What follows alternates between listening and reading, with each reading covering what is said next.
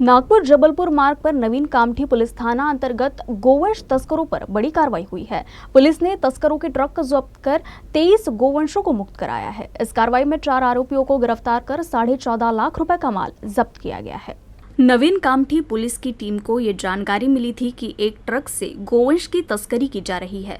इस जानकारी के आधार पर ही पुलिस ने नागपुर जबलपुर मार्ग पर कार्रवाई की। इस कार्रवाई में 23 गोवंशों को जीवन दान देते हुए 4 आरोपियों को गिरफ्तार किया गया है।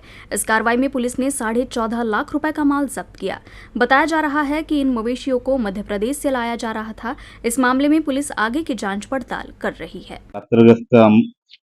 तपास पथकामधील अंमलदार नरेश खडकबाण विलास देवगडे, पोलीस शिपाई विलास देवगडे, पोलीस शिपाई पवन शिरसाट, पोलीस शिपाई रोशन डाकोरे हे रात्र गस्तीमध्ये असताना यांनी एक संशयित गाडी टाटा 10 चक्का ही गाडीला थांबवून चेक केले असता त्यामध्ये 23 बैल काळ्या पांढऱ्या रंगाची गोवंशीय जनावरे मिळून आली आणि एकूण किंमत 14,60,000 रुपये एवढा मुद्देमाल जप्त केलाय।